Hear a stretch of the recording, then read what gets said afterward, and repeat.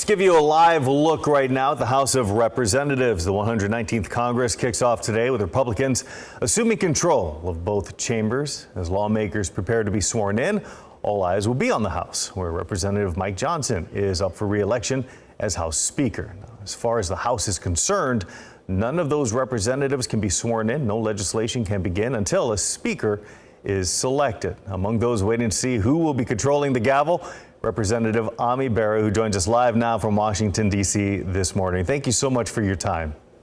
Yeah, thank you for having me on, Mike. So as I just mentioned, no business can actually begin in the House until Republicans actually pick a new speaker. So will Representative Johnson get the necessary 218 votes?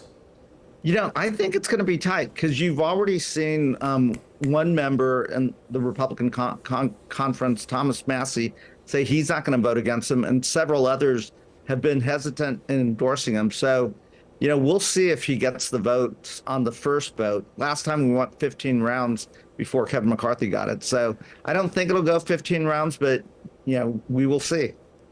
Yeah, let's try not to go 15 rounds this time. That was very dramatic on the last time.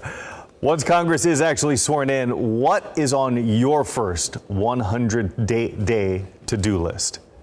You know, I'm in the minority, so I will look for places where I can work with Republican members of Congress. You know, the country has spoken about wanting more secure borders. You know, there probably is a deal to be had on border security, but we also do need legal immigration. So can we work there?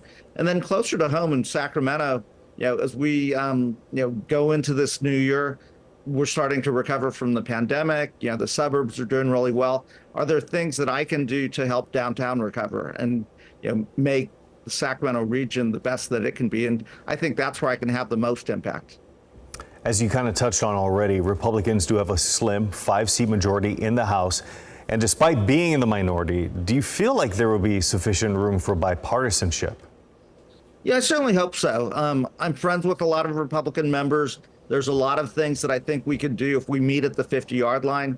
You know, the president talks about wanting to reduce the regulatory burden. Yeah, we probably could do that. We need to do permitting reform. We need to build more housing. Those are all things that President-elect Trump talked about on the campaign trail. Let's see if we can't find a place to work together. Now, I worry if they go too far beyond the 50-yard line, then it becomes a lot harder. But if they could meet us at the 50-yard line, I think we could get a lot of bipartisan work done.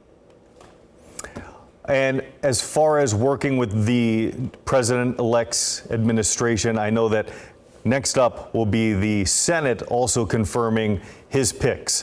So how do you anticipate that all playing out?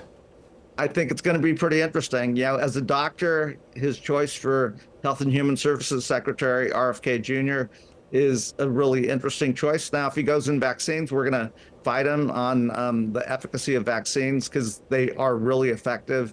But if he wants to make foods healthier, if he wants to, you know, make America healthier, yeah, I think there's a lot that we could do to work there. If he wants to address, you know, direct-to-consumer advertising on drugs, I think I'm all for, you know, taking those commercials off the television.